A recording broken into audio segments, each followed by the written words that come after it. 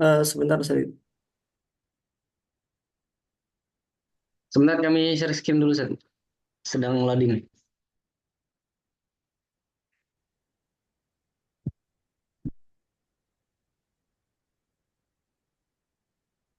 Ya. Mohon maaf Pak Satid, apakah sudah terdengar dengan jelas? Sudah. Alhamdulillah. Eh, Baik, Ustaz. Bismillahirrahmanirrahim. Alhamdulillahirrahmanirrahim. Allahumma sholli ala Sayyidina Muhammad yang sama-sama kita hormati dosen kita selaku pengampu mata kuliah Sejarah Peradaban Islam, Ustaz Dr. Zakaria Lubis, dan yang kami hormati para asatid semuanya yang sudah hadir mengikuti kegiatan perkuliahan pada sore hari ini. Izinkan kami, saya dengan Azhar Fuadi, menyampaikan materi tentang Daulah Umayyah, ya, pilar keilmuan dan kesejahteraan dalam sejarah Islam. Ya. Judul dari makalah kita ambil sesuai dengan RPS yang telah disampaikan Ustadz eh, dosen pengampu kita, ya, Ustadz Zakaria Hussein Lubis, itu tentang peradaban yang dihubungkan dengan eh,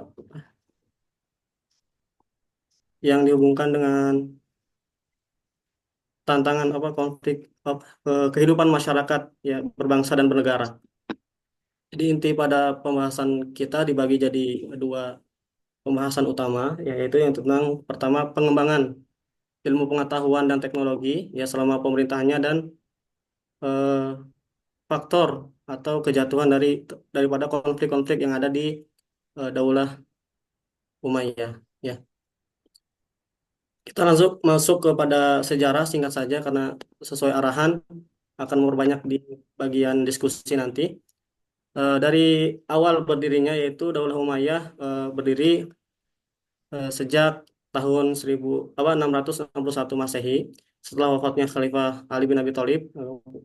Kemudian didirikan dinasti Umayyah ya di dekat dekat dari kota Madinah itu di Damaskus. Ya.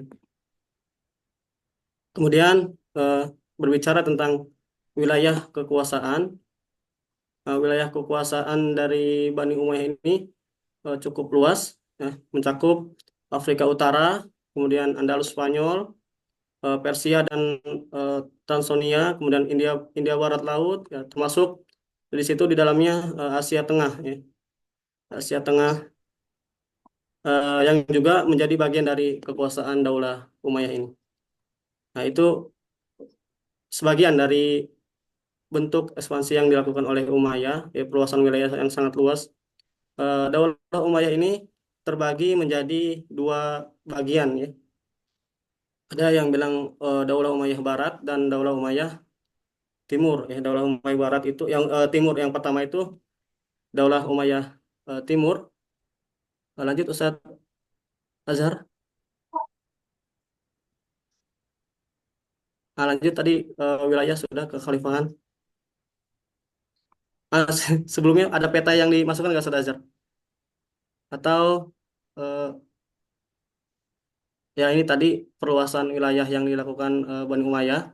Ini ada tertulis di sini ketika expansion under the Prophet of Muhammad. Kemudian ya, ini yang di diberi tanda coklat itu ya. Kemudian yang kedua itu eh, ketika masa khalifah yaitu yang dikasih tanda kuning dari Mesir, Syria. Kemudian yang Umayyah itu mencakup seluruh daerah ini ya. Dari Andalus, kemudian ke Maroko, ke Afrika Utara, kemudian Arab dan Syria di situ. Itu perluasan wilayahnya. Nah, di sini tadi kita bahas bahwasanya Daulah Umayyah itu dibagi menjadi dua dua bagian ya. Yang pertama Daulah Umayyah yang pertama yaitu yang di masa Muawiyah I sampai Marwan kedua di tahun 661 Masehi ke 7 sampai 750 Masehi. Ya, kemudian setelah itu ada terjadi perebutan oleh Abbasiyah yang dimana di situ seluruh dari bagian dari Muawiyah itu terbunuh ya. Kemudian ada salah satu bagian dari Abdurrahman Ad-Dakhil itu yang lolos dari pengejarannya Abbasiyah. Kemudian beliau menyisir ke Afrika Utara, ke Maroko hingga mendirikan Daulah Umayyah yang kedua atau daulah dikenal dengan Daulah Umayyah Barat ya, Abdurrahman Ad-Dakhil itu. Ya, kemudian selanjutnya Ustadz Azhar, pengembangan keilmuan ya. Oh ini pengembangan keilmuan dan kontribusinya dalam peningkatan mutu kehidupan masyarakat berbangsa dan bernegara. Sangat banyak sekali kontribusi dari Daulah Umayyah ini ya. Termasuk di dalamnya khususnya dalam keilmuan itu ada penerjemahan karya-karya ilmiah yang di mana beberapa ulama yang ada pada masa itu sebenarnya sudah melakukan proses Islamisasi ilmu pengetahuan ya, yang di mana ilmu-ilmu yang ada dari eh, apa non Muslim kemudian diterjemahkan ke dalam bahasa Arab. Kemudian pendirian lembaga pendidikan dan perpustakaan. Kemudian di masa ini juga ada tadwinul hadis ya, pembukaan hadis. Itu dari segi keilmuan. Kemudian sosial perihal administrasi, sosial, ekonomi dan kebudayaan ya. Hasil peradaban lainnya dari Daulah Bani Umayyah ya adalah itu. Yang pertama reformasi administrasi dan birokrasi ya, di mana dalam pemerintahannya Bani Umayyah itu setiap provinsi itu dikelola oleh gubernur ya, yang ditunjuk langsung oleh khalifah ya. Sistem ini memastikan bahwa wilayah yang luas dapat dikelola dengan lebih efektif dan efisien. Juga di situ juga di Daulah Umayyah ini pemberlakuan bahwasanya bahasa resmi yang digunakan adalah bahasa Arab ya, itu.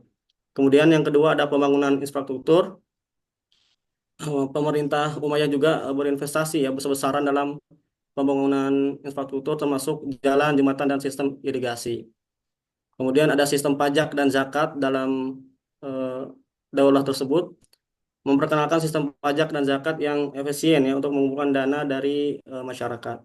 Yang keempat ada kontribusi dalam bidang seni dan kebudayaan ya. Jelas sudah kita ketahui bersama beberapa bangunan termasuk Alhambra dan lain-lain merupakan bentuk dari seni dan budaya yang luar biasa peninggalan dari Daulah Umayyah ini. Kemudian dari segi kesehatan juga termasuk hal yang sangat berkontribusi yang dimana di situ ya seperti ilmuwan karya-karyanya Yunani, ilmuwan Yunani seperti Galen tersebut mengembangkan ilmu kedokteran di dunia Islam. Kemudian di dianut atau diambil seluruh ilmunya ke apa ke Islam itu ya, rumah sakit dan fasilitas kesehatan didirikan memberikan pelayanan kesehatan kepada masyarakat.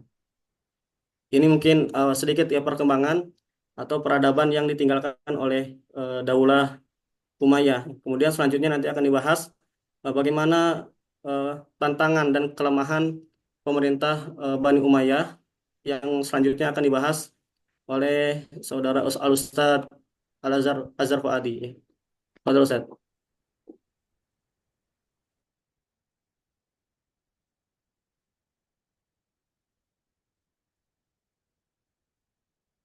Baik, Bismillahirrahmanirrahim.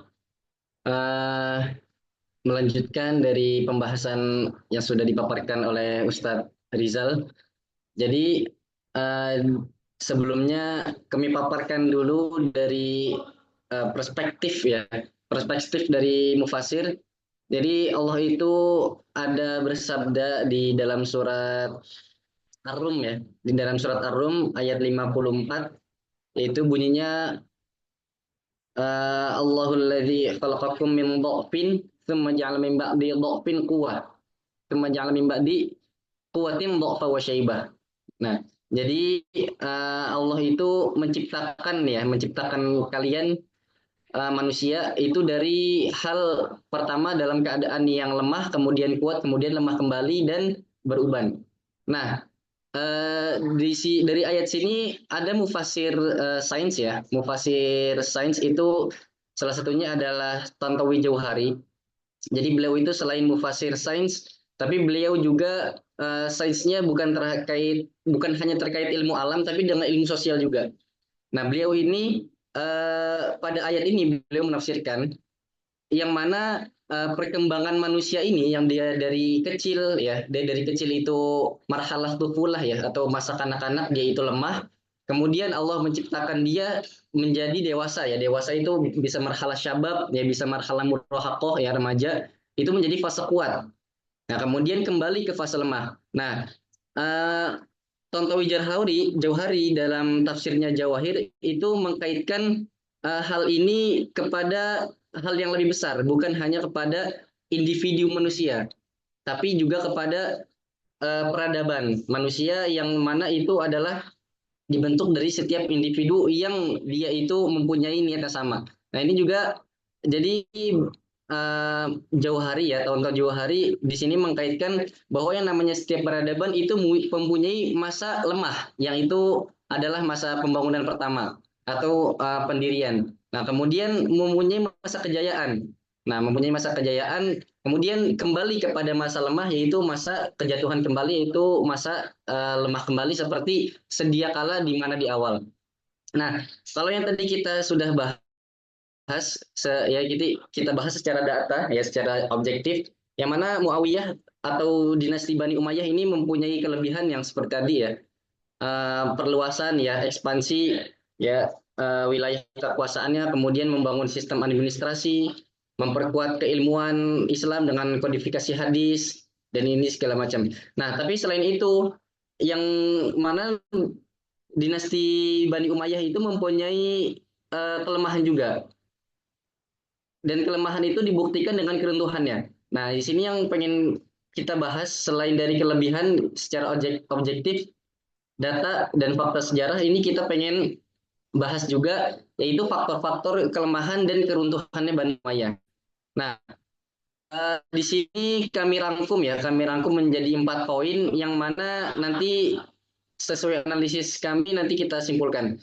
Nah, yang pertama itu adalah konflik pengangkatan antara Muawiyah bin Abi Sufyan dan Ali bin Abi Thalib. Nah, jadi dari pengangkatannya Muawiyah menjadi khalifah Bani Umayyah itu sudah problematik. Karena yang sudah kita pelajari juga yang di ilmu kalam ya atau kita pelajari di sejarah pemikiran Islam, yang mana ini itu pengangkatan Muawiyah itu dari proses tahkim ya yang diwakili Amr bin As kalau dari kubunya Muawiyah, dan dari kubunya Ali bin Abi Thalib itu Abu Musa al-Asy'ari. Nah, dari sini saja sudah pengangkatan Muawiyah sebagai khalifah selanjutnya itu sudah problematik. Nah, dari sini itu sudah menimbulkan satu keretakan ya dalam umat Islam, yaitu perpecahan antara umat Islam. Dari situ saja sudah terpecah menjadi Syiah dan Khawarij. Yang menjadi Syiah dan Khawarij yang mana pada saat Muawiyah atau pada saat Bani Umayyah itu berkuasa sebagai dinasti ya atau khalifah Islam, itu dua kelompok tersebut itu menjadi oposisi ya, menjadi oposisi dalam pemerintahan Bani Umayyah. Kemudian yang kedua, sistem kepemimpinan monarki dan perebutan kekuasaan. Nah, jadi sebenarnya sebelum Muawiyah itu diangkat ya atau Hasan bin Abi Thalib itu menyerahkan kekuasaan khalifah itu kepada Muawiyah, Hasan itu berwasiat ini nih. Ya, dalam menjalankan roda kepemimpinan hendaknya Muawiyah bertindak sesuai Al-Qur'an dan Sunnah. Itu yang pertama. Nah, yang kedua, tidak memilih seseorang untuk menjadi khalifah sebagai pengganti Muawiyah. Tetapi apa? Tetapi setelah ia wafat, urusan khilafah harus diselesaikan dengan musyawarah dan mufakat muslimin. Nah, tapi setelah Muawiyah wafat, itu dia tidak menuruti nasihat atau syarat daripada Hasan. Jadi dia itu menunjuk Yazid bin Muawiyah, anaknya, keturunannya sebagai khalifah. Jadi sistem pemerintahan di Bani Umayyah itu monarki, ya bukan demokrasi atau musyawarah ya. Terus yang keempat, yang ketiga maksudnya, orang-orang dimanapun berada, harta, jiwa, dan anaknya berada dalam keadaan aman. Nah, jadi bagaimanapun keamanan dan kenyamanan umat muslimin, baik dari hartanya, baik dari jiwanya, itu adalah tanggung jawab dari khilafah. Nah, ini juga menjadi problematik karena pada zaman Muawiyah itu banyak khalifah atau gubernur yang tadi diwan itu yang mengurus diwan atau apa namanya? kota, ya itu banyak yang berlaku sewenang-wenang kayak Al-Hajjaj, ya dia banyak membunuh para ulama ya yang tidak bersepakat dengan pemikiran khalifahnya. Jadi seakan-akan di pemerintahan Bani Umayyah itu banyak suara itu yang dibungkam. Banyak suara itu yang dibungkam. Nah, terus ini yang terakhir wasiatnya dari Hasan, Muawiyah tidak boleh berseteru atau menyimpan dendam kepada Hasan baik secara diam-diam ataupun terang-terangan. Begitupun pula terhadap pengikutnya, sahabat-sahabatnya, keluarganya, serta saudara-saudaranya, kaum Syiah yang tersisa. Nah, jadi nggak boleh melakukan permusuhan. Tapi pada nyatanya apa?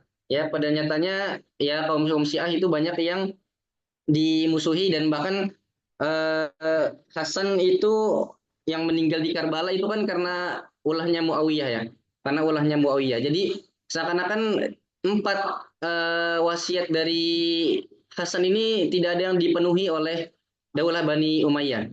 Kemudian tadi perbuatan kesukakuasaan juga terjadi ketika ini ya, tadi peta ini ya. Nah, ini ketika Marwan satu meninggal ya.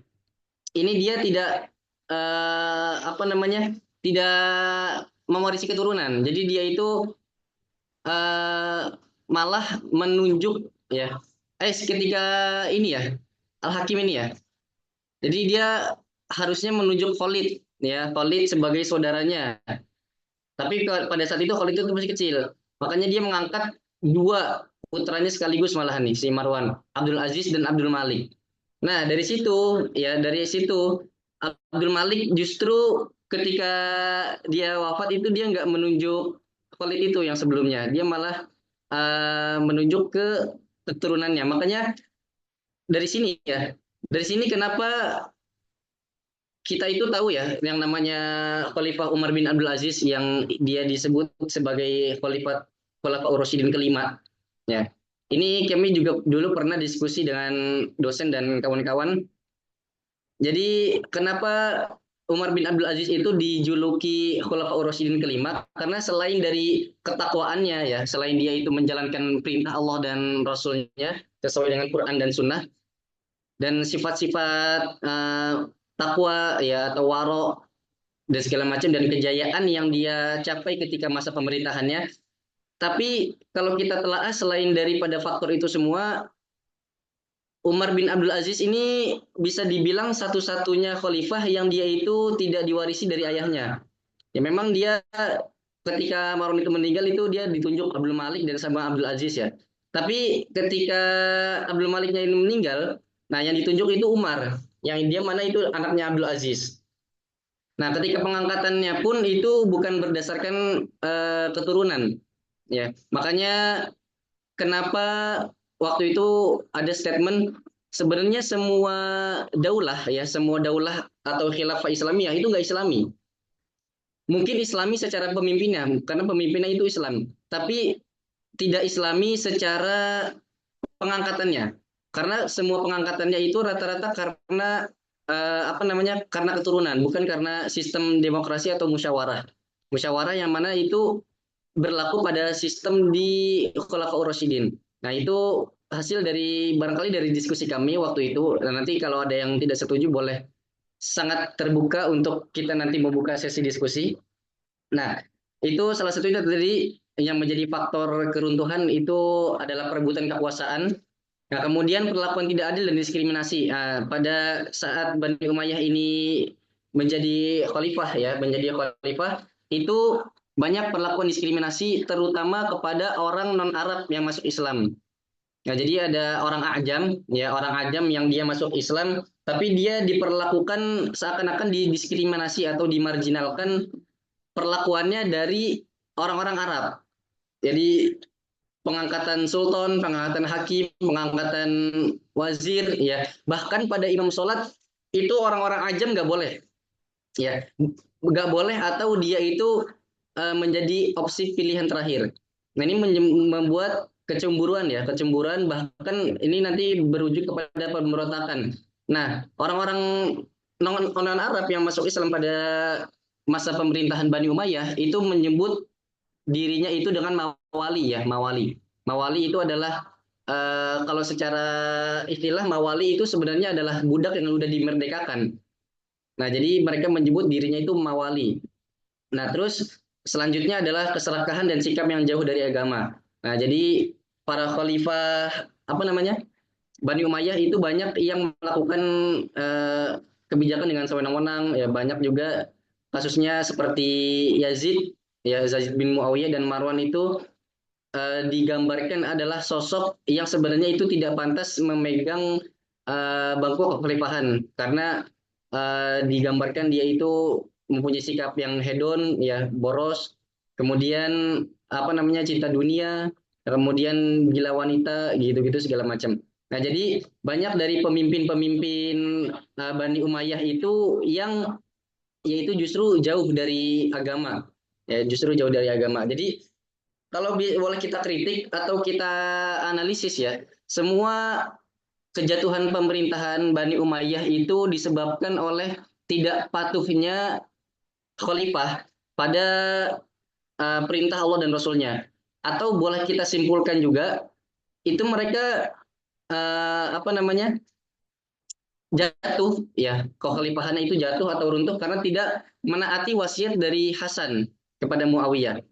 Jadi semua poin-poin dari Muawiyah, dari Hasan itu tidak ada yang dijalankan oleh Muawiyah dan keturunan-keturunannya. Itu kalau kita boleh simpulkan. Tapi hikmah ya daripada itu semua, sebenarnya ini kita analisis ya, atau kita ambil hikmah.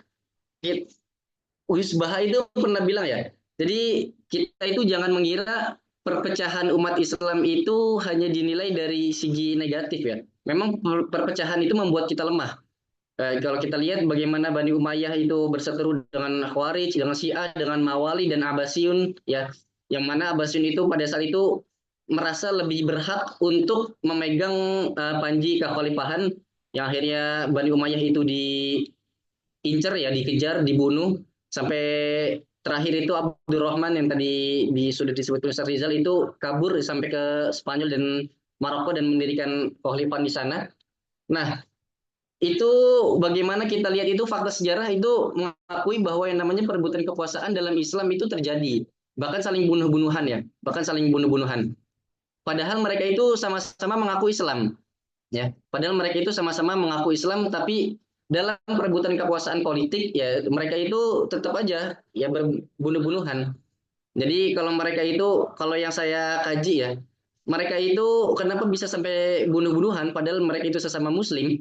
Karena mereka itu ketika membunuh itu menggunakan hukum bugot ya, menggunakan hukum bugot atau pemberontakan. Jadi kalau di surat Al-Hujurat itu kan Allah berfirman ya, wa in taifatan minal mu'minina iqtatalu fa aslihu bainahuma. Jadi kalau ada dua taifah ya, kalau ada dua taifah, dua kelompok dari muslim itu yang saling berperang atau saling bunuh-bunuhan, fa aslihu bainahuma itu jadi ya fa aslih ya, jadi diredamkan lah ya, diredamkan konfliknya. Fa'im bagot ihdahuma. Nah, jika salah satunya memberontak, faqatilul lati tabghi. Nah, jadi kata Allah, kalau salah satu yang memberontak, maka bunuhlah yang memberontak. Faqatilul lati tabghi hatta tafi'a ila amrillah. Nah, jadi mereka itu menggunakan hukum bugot untuk mereka itu saling apa namanya saling membunuh itu. Jadi kalau misalkan Khawarij, kenapa dia itu membunuh Ali bin Abi Thalib? Karena mereka itu menganggap Ali itu memberontak dari atau keluar ya dari ajaran yang dipahami oleh Khawarij, sehingga dia itu berani untuk membunuh Ali. Padahal Ali itu juga sahabat dan mereka itu sama-sama Islam. Nah, tapi sisi positifnya ya ini kalau kita ngambil dari Gus Baha, jangan anggap kita itu perpecahan itu selamanya buruk, karena yang namanya perpecahan itu ada sisi positifnya yang dimana umat Islam itu berkembang atau meluas dari perpecahan tersebut. Contoh misalkan tadi dari dinasti Muawiyah yang mana dia itu akhirnya runtuh dan diganti oleh Abbasiyah, tapi Umayyah itu akhirnya membangun dinasti di Andalusia. Nah, itu kalau contoh yang lampau gitu, yang klasik. Tapi kalau contoh misalkan yang lebih kontemporer, bagaimana kita itu melihat pemberontakannya Saud ya, Saudiyah itu. Ya kan dulu kan Saudi itu masuk dalam pemerintahannya ini ya, masuk dalam pemerintahannya Turki Utsmani. Tapi dia itu berontak ya atas apa namanya dukungan dari Inggris pada saat itu. Berontak dari dinasti Utsmani dan itu pemberontakannya berkali-kali sampai akhirnya dia itu bebas sendiri. Nah itu kita jangan anggap bahwa pemberontakan itu selamanya buruk. Jadi dari situ ya Saudi itu memberontak, membuat negara sendiri. Pada awalnya Saudi itu miskin ya, miskin cuman tanah tandus gitu kan, pasir, gersang. Tapi akhirnya dari situ Saudi menemukan apa namanya sumber daya minyak yang besar. Akhirnya dengan menemukan itu dia itu bisa apa namanya menghidupkan dua kota suci. Akhirnya di situ kan pembangunan besar-besaran itu pada kekuasaannya Saud itu. Makanya sekarang disebutnya apa namanya Saudi ya. Ya karena itu dari Saud itu pemberontakan pada masa Turki Utsmani. Nah, jadi sisi positif yang bisa kita ambil dari apa namanya pemberontakan atau perpecahan umat Muslim itu sebenarnya umat Muslim itu makin kaya ya dengan perbedaan, dan bisa jadi dari perbedaan itu meluas ya, meluas penyebaran umat Islam di seluruh dunia. Barangkali itu yang bisa kita sampaikan. Selanjutnya kita serahkan waktu dan kesempatan kepada para audiens yang ingin bertanya dan menambahkan. Kami kembalikan ke Ustadz Rizal.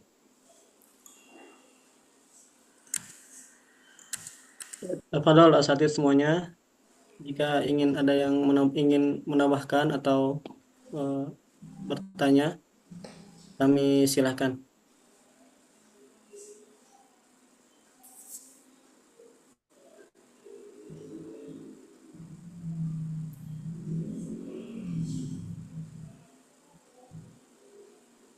Ya, Izin sudah bertanya, boleh? masukin. Padahal sudah. Alam Ustazah. Oh ya, Baik, Bapak dulu. Ustadz, terima kasih sebelumnya Sudah. kepada Ustadz Azhar dan Ustadz Khairul Rizal bagi pemateri hari ini. Dan salam takzim kepada Ustadz Zakaria Lubis selaku dosen pengampu mata kuliah ini. Untuk pertanyaannya adalah, dinasti Umayyah ini kan punya mengekspansi daerah-daerah, kan besar sekali ekspansinya itu. Nah, ekspansi ke daerah-daerah ini menjadikan dia semakin kuat atau memperlemah kekuasaannya mereka. Terus bagaimana cara mereka memaintain daerah-daerah lain yang telah mereka ekspansi itu, Mas Ustaz? Baik, terima kasih Ustaz Rusdikin atas pertanyaannya. Ini sesuai dengan apa yang disampaikan Ustaz Azhar Fuadi ya. Silakan Ustaz Azhar untuk menjawab pertanyaan Ustaz Rusdikin. Ustadz Rizal, mungkin tadi materi yang akan disampaikan perluasannya itu.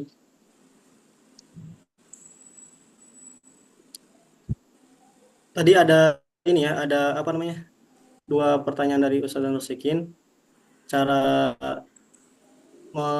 mengatur itu ya, mengatur luasnya wilayah yang diekspansi oleh Daulah Umayyah itu. Tadi Daulah Umayyah itu menerapkan sistem atau menugaskan gubernur ya di setiap daerah demi memudahkan proses apa namanya dari segi manajerial manajemen.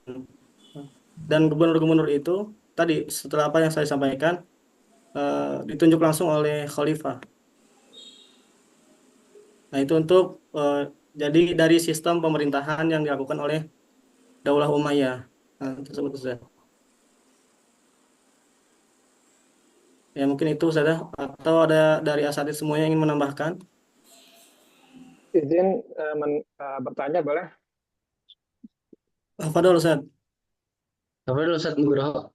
Saya dulu. Ya, boleh. Terima kasih Ustadz Azhar dan Ustadz Khairul Rizal.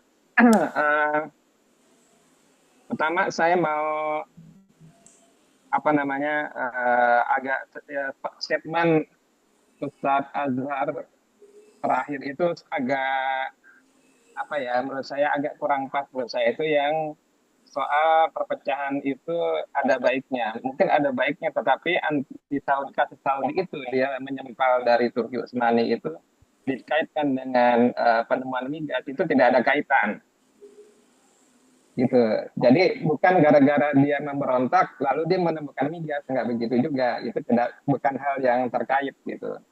Karena kerajaan Saud itu kan awal 1900 minyak itu dengan penemuan pertama eksplorasi tahun 1930-an, jadi berselisih 30 tahun. Jadi tidak ada korelasi antara memberontaknya dinasti Suud ke Ottoman dengan penemuan minyak dan kemudian mereka jadi kaya raya gitu. Itu nggak ada kaitan. Itu satu. Kemudian yang kedua begini, ini kan monarki perdana ya setelah wafatnya Ali. Jadi setelah sebelum-sebelumnya itu corak kekuasaannya adalah khilafah, khalifah dengan sistem syura dan sebagainya. Ketika beralih ke Muawiyah, ini secara perdana beralih ke monarki.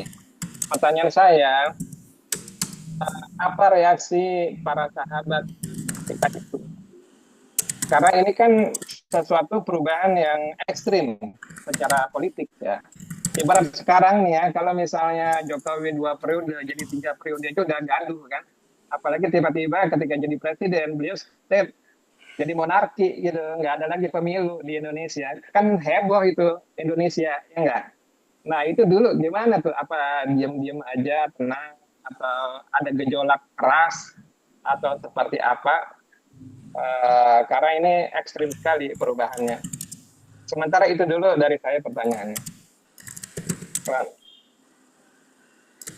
Baik, tadi saya mau meluruskan kembali ya, Ustaz.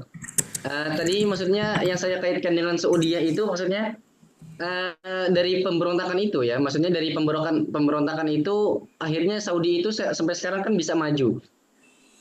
Maksudnya jika kita melihat kejatuhan Turki Utsmani, bisa jadi ketika Turki Utsmani itu jatuh nanti dua kota tersebut ya, dua kota suci itu Madinah dan Mekah itu bisa jadi nggak seberkembang sekarang, itu maksud saya.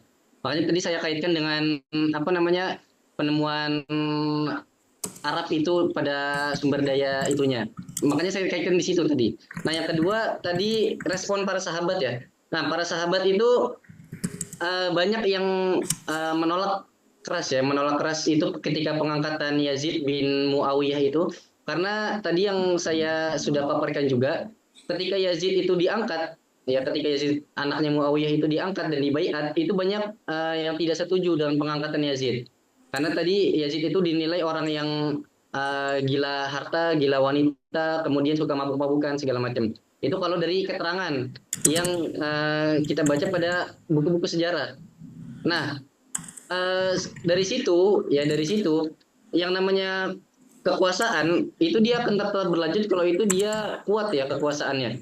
Tapi di sisi lain pula itu menimbulkan sisi oposisi ya pada pemerintahan yang berlaku. Tadi contohnya yang apa namanya?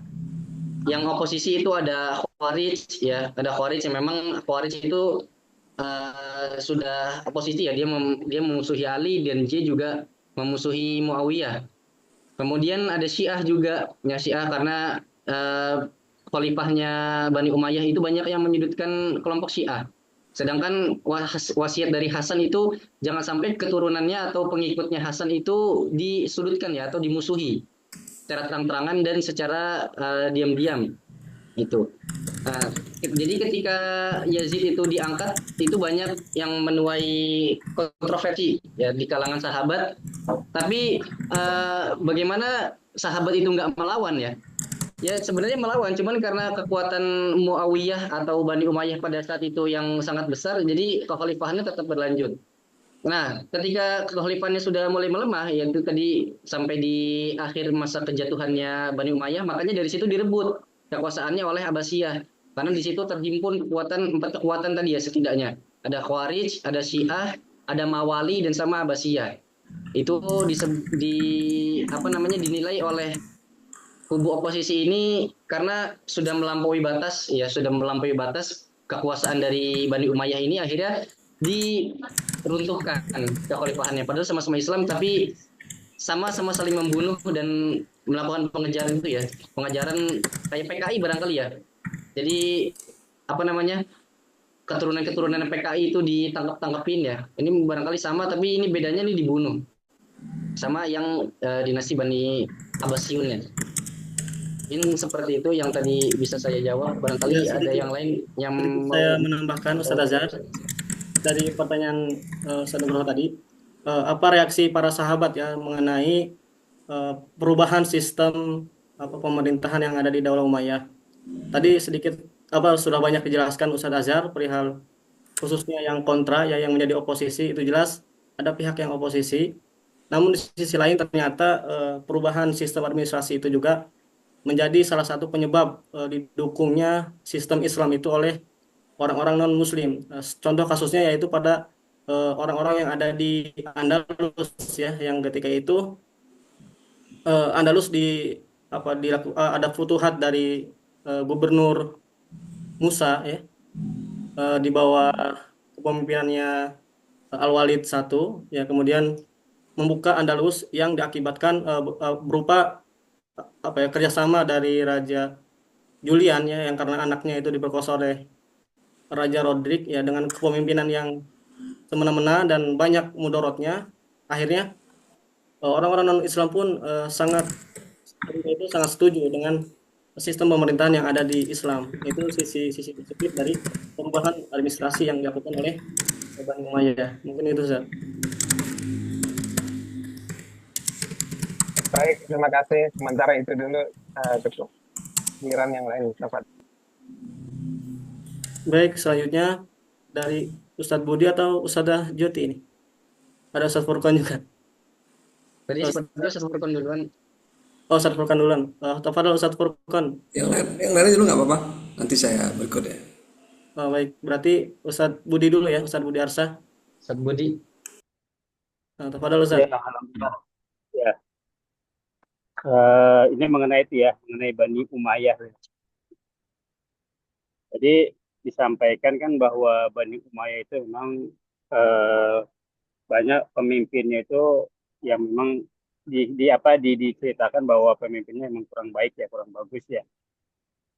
Namun gini, kalau saya lihat dari sejarah itu kan Bani Umayyah ini kan juga pun dia ada ada kontribusinya untuk menyebarkan agama Islam ya sampai ke negeri Afrika waktu itu, yaitu dipimpin oleh gubernurnya uh, bin Umair ya, bin Umair. Nah ini kan cukup pesat juga perkembangan Islam saat itu. Nah yang setahu saya itu biasanya ya kalau pemimpinnya dia anggaplah di pemimpinnya zolim gitu ya, biasanya dia akan memilih menteri-menterinya pun menteri-menteri yang nggak baik, yang nggak cakap, dan menteri-menteri yang memang nggak istilahnya nggak menjalankan syariat Islam. Namun kalau di sisi lain ini kalau dari sejarahnya itu di zamannya Bani Umayyah itu Islam tersebar sampai ke Afrika waktu itu. Nanti lanjut lagi ke Andalusia. Nanti kan diteruskan oleh Bani Umayyah II yang dipimpin oleh Musa bin Umair, dan diutuslah Abdurrahman Ad-Dakhil untuk menaklukkan Andalusia waktu itu, untuk menaklukkan Raja Rodrik waktu itu kan ya. Nah kalau dilihat dari cerita ini, yang pertama adalah bahwa eh, di saat itu berarti Bani Umayyah itu walaupun terlihat sejarahnya itu nggak bagus ya pemimpinnya, namun secara faktanya di situ terlihat bahwa agama Islam tersebar di situ. Ya pertama itu. Lalu yang kedua itu di saat Bani Umayyah jatuh ke tangan Bani Abbasiyah, ya itu kan ada dua pemimpinan besar tuh. Yang satu di apa di eh, apa di Irak ya, di Kufah atau di Damaskus, yang dipimpin oleh Bani Abbasiyah, dan yang di Andalusia adalah Bani Umayyah ya. Nah itu kan ada kekuatan Islam terbesar tuh, dua-duanya Bani Umayyah dan Bani Abbasiyah. Nah namun di situ ya tidak ada perpecahan, itu tidak ada sering serang menyerang, berjalan masing-masing ya. Yang satu dia menangani Afrika dan sekitarnya, Irak dan Afrika sekitarnya, yang satu lagi Andalusia. Dan juga dari Bani Umayyah II ini pun ya itu berkembang lagi menyebarkan agama sampai ke Spanyol, ke beberapa negara yang ada di situ kan. Nah berarti kan dilihat dari sini ada kerjasama yang baik antara Bani Umayyah dan Bani Abbasiyah ya, walaupun memang terjadi waktu itu perebutan kekuasaan dari tangannya Bani Umayyah ke Bani Abbasiyah. Namun saat berduanya berjalan seiring ya terjadi kekompakan tuh, nggak ada tuh terjadi peperangan. Padahal kan di situ terlihat sejarah bahwa Bani Umayyah II itu itu lumayan cukup lama juga tuh memimpin di Andalusia. Nah, berarti kan di sini walaupun terjadi konflik ya perebutan kekuasaan di Damaskus, namun ternyata pas dia pindah ke Andalusia, bagus ke seiring sejalan kan. Nah, maka inilah yang memang jadi kesimpulannya gini, apakah memang di zaman itu pemimpin-pemimpin Islam, khalifah-khalifah Islam itu benar-benar zolim gitu atau benar-benar memang dia nggak sesuai menurut nggak menjalankan syariat Islam. Tapi kok ternyata dilihat dari sejarah itu andilnya besar sekali itu dua bani itu, Bani Umayyah dan Bani Abbasiyah untuk menyebarkan agama Islam di dunia ini gitu. Mungkin itu ya. Kan ada tanggapan yang memang bisa menyimpulkan itu. Ya. Akhirnya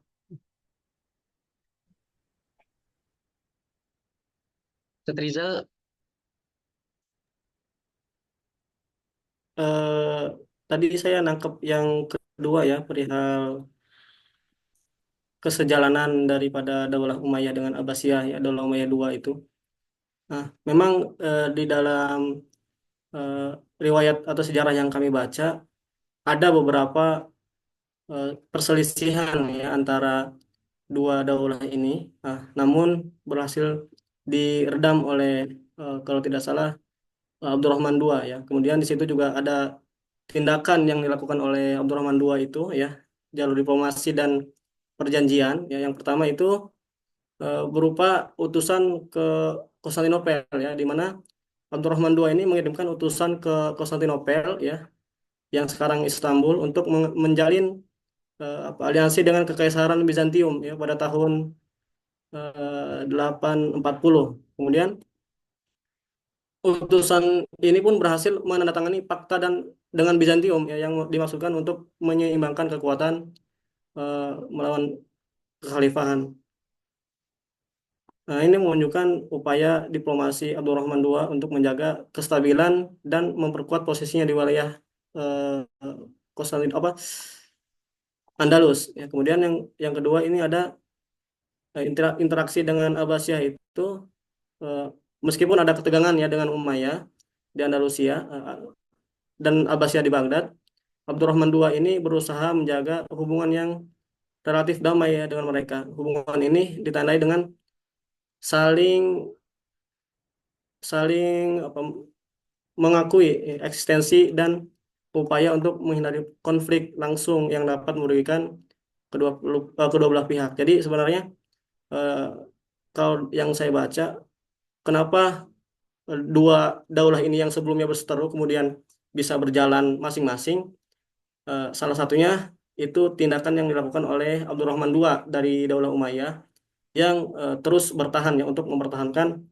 eksistensi dari Daulah Umayyah dan juga mengakui Daulah Abbasiyah tersebut. Jadi Abdurrahman II ini lebih memilih berjalan masing-masing dan tidak fokus kepada konflik atau perselisihan tertentu. Itu untuk yang pertama.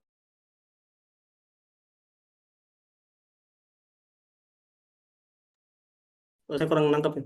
Saya kan Ustaz Azhar bisa menambahkan. ya. Nah, tadi saya mau menanggapi yang pernyataannya Ustadz Budi yang pertama, yang apa tadi, walaupun ya dinilai seakan-akan kayak zalim gitu, tapi kan perkembangan Islam, perkembangan ilmu itu bahkan meluas ya. Jadi memang kita itu dalam menilai suatu pemerintahan itu kita tergantung dari mana kita itu nyari sudut pandangnya. Kayak misalkan kita ngelihat bagaimana sih pemerintahan Jokowi ini. Ya pemerintahan Jokowi itu banyak yang bagusnya juga. Tapi di sisi lain yang melemah juga banyak juga. Jadi yang namanya kita itu melihat suatu tubuh politik itu bagaimana kita memandangnya.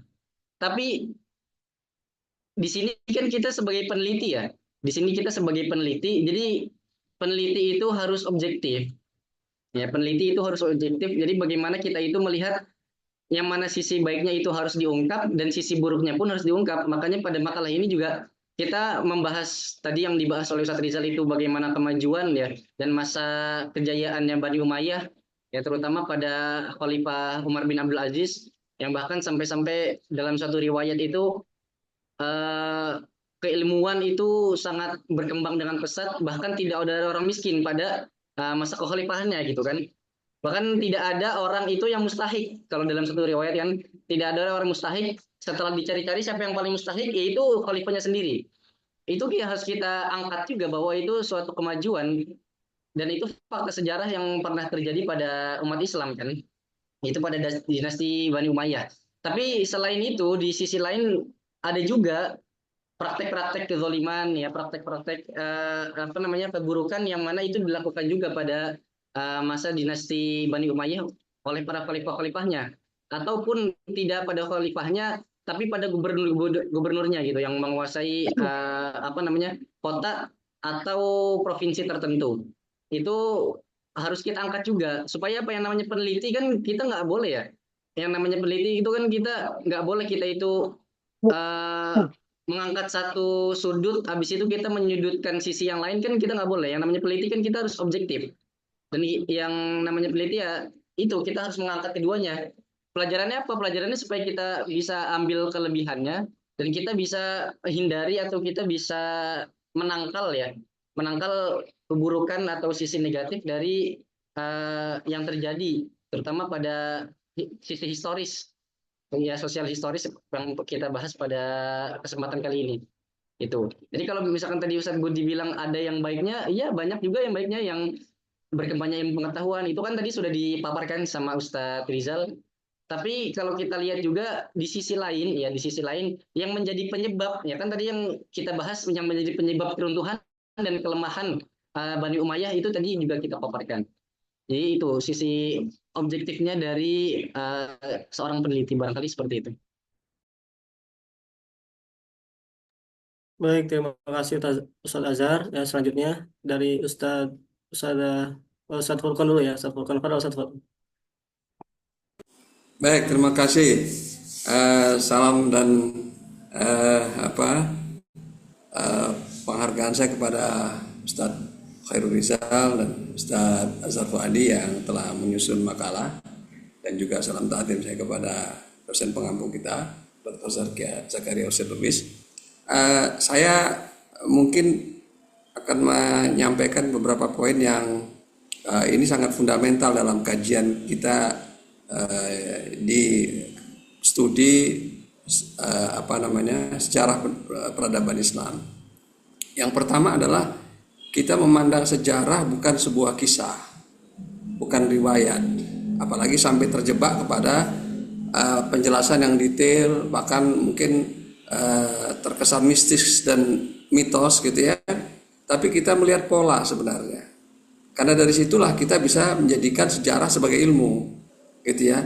Tapi kalau kita kemudian tidak sadar bahwa itu yang menjadi pesan yang harus kita ambil dalam rangkaian sejarah yang sedemikian rupa, maka kita akan menjadikan sejarah itu buku yang tanpa makna. Ibaratnya kalau di dalam linguistik itu deretan kalimat tapi nggak koheren gitu ya, sehingga kita tidak tahu benang merahnya ya. Kalau di dalam kajian sejarah setahu saya itu ada filsafat sejarah, sehingga dari sana kita bisa membaca sebenarnya. Ini contoh saja misalnya nih, kita bisa melihat nggak transformasi peradaban umat Islam dari Rasulullah, kemudian Bani Umayyah, nanti dan seterusnya. Nah, transformasi itu harus terlihat sebenarnya. Sambil contoh misalnya begini ya, apakah motif penguasa daulah Bani Umayyah itu didorong oleh semangat untuk menyebarkan dakwah Islam, atau sebenarnya yang terjadi pada saat itu adalah dorongan paling besar adalah karena ingin ekspansif dan kemudian mencari kesejahteraan. Nah, itu kan nanti kita bisa lihat nanti fakta-fakta di lapangan gitu ya. Ini motifnya motif dakwah atau motifnya ekspansif dan mencari kesejahteraan. Seperti layaknya sebuah kerajaan atau kekuasaan besar di masa lampau. Jadi dalam sejarah kerajaan atau kekuasaan apapun itu pasti punya dorongan untuk berekspansi dan meraih katakanlah meraih dalam tanda petik, bisa merampas gitu ya kesejahteraan orang lain gitu ya. Jadi contoh gini ya, Amerika itu dulu ketika berdiri tidak pernah terpikir dia menjadi penguasa dunia gitu. Tapi begitu dia punya kekuasaan, dia kemudian berpretensi seolah-olah dia polisi dunia gitu. Nah, apakah di masa dinasti Umayyah ini gitu ya, hal itu yang terjadi. Jadi artinya sebenarnya fakta-fakta sejarah menunjukkan bahwa pada saat itu dinasti Umayyah ini motif terbesarnya adalah bukan pada penyebaran Islam, tapi memang karena udah berkuasa ingin survive, ingin menyebarkan, ya begitulah kira. Walaupun Islam juga dilibatkan gitu ya. Tapi dia menjadi motif kedua, bukan motif utama. Nah, ini harus kita buktikan dengan fakta-fakta ya. Gitu ya. Jadi supaya kita kemudian bisa menemukan fakta bahwa ternyata tidak. Misalnya memang motif mereka masih motif yang sama seperti motif para Khulafaur Rasyidin gitu. Gitu ya. Nah, kemudian yang kedua yang perlu juga ini ya. Saya barangkali gini, ada kesan, mungkin mohon maaf ini teman-teman membahas makalah ini terkesan apologetik gitu ya, dengan melihat sisi yang lain. Kalau saya terus terang, kalau kita ingin menyajikannya sebagai sajian ilmiah gitu ya, kita harus menyembunyikan dulu nih pesan pembelaan kita gitu ya, dengan fakta-fakta, dengan data-data. Maka kemudian kalaupun nanti pesan itu masuk di dalam makalah itu dia sudah diperkuat dengan fakta data yang sedemikian rupa sehingga algoritma itu susah dibantah oleh orang lain gitu ya. Saya ambil contoh misalnya begini ya, apa benar Daulah Bani Umayyah ini adalah pendorong utama pilar ilmu pengetahuan dan kesejahteraan? Dan apa kepentingannya mereka? Misalnya gini ya, misalnya buat Amerika ilmu itu penting karena mereka terus terang dalam perang-perang besar itu berhasil atau sukses karena faktor teknologi misalnya gitu ya. Nah, sekarang ada nggak bukti Bani Umayyah itu terbukti bisa diterima dan bisa berekspansi dalam skala yang sedemikian rupa karena memang kecanggihan pengetahuan?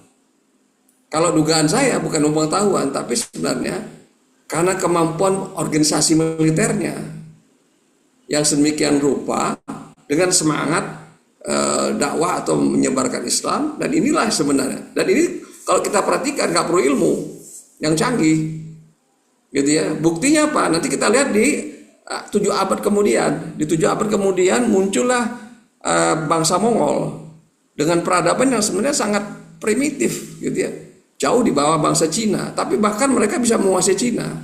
Itu menunjukkan bahwa sebenarnya itu ya yang menjadi kunci kekuatan Bani Umayyah ini adalah kemampuan organisasi.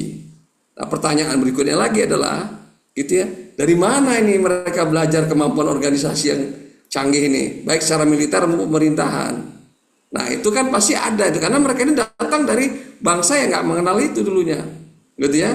Kok mereka ini jadi hebat mengorganisir militer dan pemerintahan, gitu ya. Ya, nah ini tentu harus ada jawabannya. Misalnya jawabannya adalah mereka adalah pembelajar yang baik. Mereka belajar misalnya dari Persia yang mereka kalahkan. Mereka belajar dari Romawi yang mereka kalahkan. Dari sana mereka mengadopsi ilmu-ilmu yang selama ini buat mereka awam.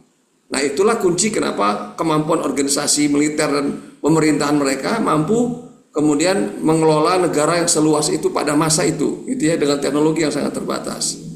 Nah, jadi penjelasan ini yang kemudian akhirnya bisa memperkuat hujah gitu, argumentasi bahwa memang dinasti ini lahir, pesan besarnya adalah bahwa mereka adalah hadir sebagai fase di mana peradaban Islam muncul sebagai sebuah kekuatan militer. Peradaban Islam muncul sebagai sebuah kekuatan organisasi atau manajemen yang lebih solid gitu ya.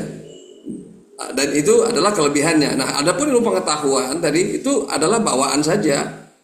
Kalau menurut hemat saya bukan yang ini, tapi bahwa pada masa itu mereka berjasa untuk menyelamatkan agar bacaan Al-Quran itu jadi lebih mudah dan sebagainya, itu adalah catatan-catatan. Tapi itu bukan motif utama.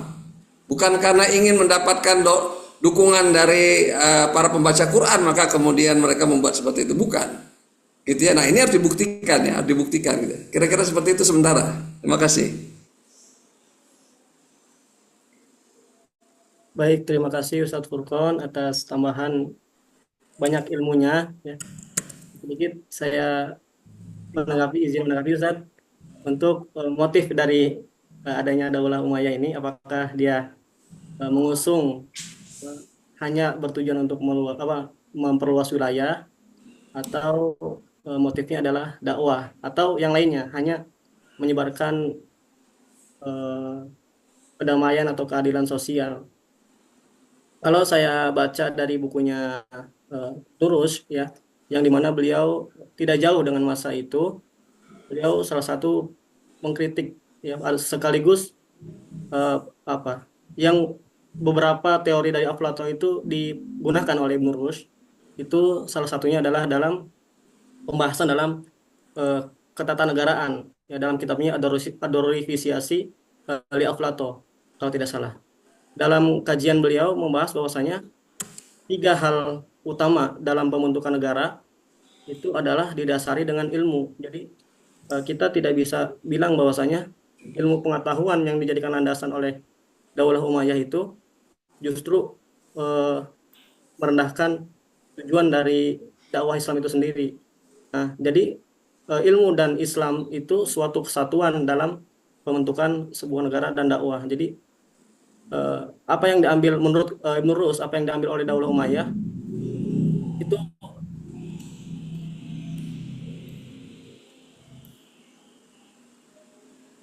proses dibangunnya sebuah negara harus berdasarkan orang-orang ahlu atau ahlu Madinahnya, ahlu negaranya itu orang-orang yang berilmu, kemudian baru dilanjutkan dengan keimanan dan amal. Jadi apakah motif dari Daulah Umayyah itu hanya menyebarkan atau menjunjung tinggi eksistensi belaka atau dakwah Islam? Menurut saya yang diajukan atau motif dari utama dari Daulah Umayyah itu jelas dakwah Islam, karena dari segi pembangunan pun ya, bangunan yang pertama yang dibangun oleh Daulah Umayyah itu masjid yang ada di Damaskus. Itu sedikit tanggapan dari saya. Kalau ada yang salah, Saya kasih catatannya. ya. Di Daulah Bani Umayyah lah terjadi gitu ya, hilangnya kesempatan emas untuk membawa Islam ke Eropa. Kita perlu tahu itu. Kenapa? Pada saat Tariq bin Ziyad sedang hebat-hebatnya gitu ya, berada di Andalusia, mereka sudah tidak terbendung ini gitu ya. Tapi apa yang terjadi gitu ya, Daulah Bani Umayyah ini lewat Musa bin Nusair gitu ya, itu menghentikan itu. Jadi motif ini adalah motif politik sebenarnya. Kalau motifnya dakwah ini kan mesti diteruskan nih sampai habis ke Perancis. Ternyata rupanya kalau saya perhatikan di sini motif-motif yang sifatnya duniawi ini sangat kuat sekali, gitu ya. Dan itu terlihat sekali bagaimana tadi satu gubernur dengan bawahannya, gitu ya. Itu kemudian konflik, tapi dengan kemasan tentu saja ya kemasannya. Tapi kalau kita perhatikan itu kan kerugian buat dakwah Islam.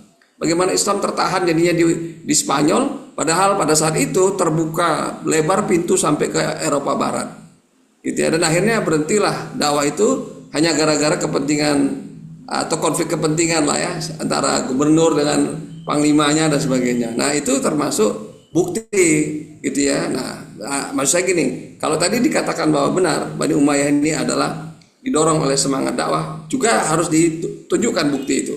Jadi supaya bukti dengan bukti gitu. Tapi kalau tadi itu dalam catatan sejarah, para sejarawan banyak mengutipnya itu. Betapa disayangkan sekali sikap keputusan Musa bin Nusair terhadap Tariq bin Ziyad gitu. Sehingga akhirnya terhentilah Islam sampai ke Andalusia, dan akhirnya itu satu yang disesali gitu ya di masa yang akan datang gitu. Nah satu lagi gini mengenai Abdullah bin Abdul Aziz ya, rahimahullah ya. Beliau sering dikatakan sebagai khalifah kelima paling adil. Ingat masa pemerintahan itu cuma 2 tahun ya. Nah pertanyaannya, bagaimana bisa 2 tahun seperti membalikkan telapak tangan semudah itu situasi yang chaotic tiba-tiba jadi tertib sebagainya. Kalau saya punya dugaan, ini dugaan ya, hipotesis ya, sebenarnya beliau itu bukan yang melakukan itu 100%. Beliau itu ibarat bola, itu udah digiring jauh, terus kira-kira tinggal beberapa dekat lagi, tinggal beberapa langkah lagi dari gawang, kemudian beliau menggolkan gitu loh. Jadi 2 tahun itu dalam masa menggolkan. Karena yang namanya kesejahteraan itu nggak bisa dalam waktu singkat tiba-tiba berubah gitu ya. Orang nggak mau lagi nerima zakat sebagainya. Saya yakin itu nggak bisa terjadi. Pasti ada sebab sebelumnya. Nah, sebab sebelumnya ini jarang dikupas, gitu ya. Yang kemudian tiba-tiba kita menyimpulkan seolah-olah 2 tahun tuh. Nanti takutnya kita utopia gitu. Dan itu tidak pernah bisa kita lakukan nanti gitu. Tapi kalau dia realistis, maka kita nanti bisa merekonstruksi sejarah itu secara realistis pula. Oh, ternyata rupanya pada masa Umar bin Abdul Aziz ini beliau melanjutkan pekerjaan-pekerjaan baik sebelumnya yang kemudian finalisasinya adalah munculnya kesejahteraan yang luar biasa itu gitu. Makasih. Syukran, Ya, Ustaz. baik. Tadi yang kami tangkap dari Pak Furkon itu berarti kita itu kalau mengkaji sejarah kita harus menghilangkan sisi keberpihakan kita dulu ya. Jadi kita itu harus melihat fakta dulu baru kita menyimpulkan. Ya Gitu. betul harus gitu. Menyimpulkan dulu baru lihat fakta. Ya, Jadi kalau ya tidak saya mudah bisa memang, tapi berseberangan nih dengan Rizal tadi, soalnya kalau kita lihat konfliknya Muawiyah dengan Ali itu sudah dari semenjak kematian Utsman. Ya, jadi kan Muawiyah itu kan masih kerabat ya dengan Sayyidina Utsman itu. Nah, jadi ketika Ali itu pemerintahannya sedang lemah-lemahnya, ya dengan perang saudara, perang ini segala macam. Nah, di situ Muawiyah itu mengambil kesempatan untuk merebut kekuasaannya Ali dari situ. Nah, kalau saya sih motifnya barangkali lebih ke situ daripada yang tadi apa namanya dijelaskan. Ya mungkin berbeda pendapat ya nggak masalah lah ya. ya nggak apa-apa. Kemudian Ustazah Azah barangkali pengen menyampaikan pendapat dan atau pertanyaan-pertanyaannya. Ya, Toib Ustaz, syukron. Pertanyaan Ana sebenarnya lebih ke pertanyaan umum tentang khilafah gitu. Kan kalau misalnya di zaman sekarang, kita tuh kalau misalnya berbicara tentang khilafah, itu kan topik yang sensitif ya. Gitu mungkin kayak yang menimbulkan pro kontra gitu. Mungkin yang pro itu dibilang radikal, terus yang kontra itu kayak seakan-akan dia tuh dianggap orang yang nggak percaya sama ajaran Islam gitu. Nah, jadi sebenarnya sistem khilafah ya mungkin kekhalifahan yang kita tahu seperti Umayyah, Abbasiyah sampai ke Turki Utsmani itu sebenarnya mandat agama atau hasil perkembangan politik gitu. Dan mungkin di antara pro kontranya itu ada yang berpendapat kalau misalnya sistem khilafah itu tuh pemersatu umat Islam, walaupun mungkin dari sejarahnya kita tahu kalau misalnya dari situ juga ada perpecahan gitu. Cuman ada yang berpendapat lagi kalau nasionalisme seperti yang ya kita lihat sekarang, kita tuh bernegara-negara, terus setiap orang tuh kayak seakan-akan dituntut buat ya bersikap nasionalis gitu sama negaranya masing-masing, yang dimana itu tuh akhirnya bisa berdampak ke perpecahan umat Muslim. Nah, terus contoh kejadiannya mungkin kayak Palestina. Palestina itu berhasil diduduki oleh Zionis itu karena ya perpecahannya umat Islam gitu. Karena mungkin akarnya itu dari keruntuhannya Turki Utsmani, terus akhirnya Perang Dunia. Dari Perang Dunia itu akhirnya ada negara itu berpecah-pecah. Terus habis itu setiap orang tuh punya sikap nasionalis sama negaranya. Sampai mungkin ada Muslim yang kalau misalnya dia itu diminta apa ya, dipintai pendapat tentang Palestina, dia bilang ya negara-negara saya, negara-negara mereka gitu. Jadi seakan-akan sikap nasionalisme ini jadi apa ya? Jadi serangan lah buat umat Islam gitu ya. Pendapat antum tentang statement ini gimana? Syukron.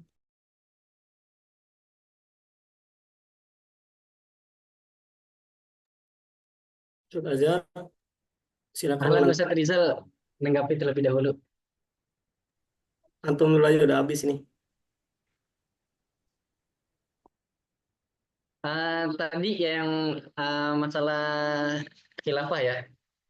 Ini kan sebelumnya kita pernah bahas juga di apa namanya pembahasan pertama itu ya, yang menjadi apa namanya profetik ya, Raban profetik Nabi Adam gitu. Jadi kalau yang saya pahami ya, ini kalau saya pahami, nanti kalau yang ada berbeda pendapat tolong diluruskan.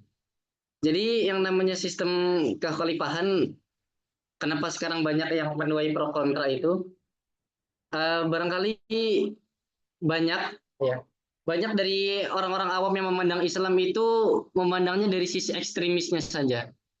Jadi memandang sisi syariah Islam itu kalau khilafah itu diterapkan, syariah Islam akan diterapkan. Seperti potong tangan ya, terus hukum kisos. Habis itu bagaimana orang-orang modern ini memandang Islam pada zaman dulu itu ya penuh dengan kekerasan dan tumpah darah pada perebutan kekhalifahannya itu.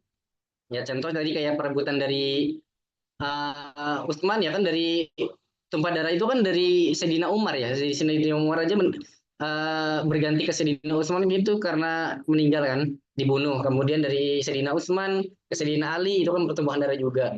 Habis itu setelahnya lebih parah lagi kan, antar kelompok gitu bahkan.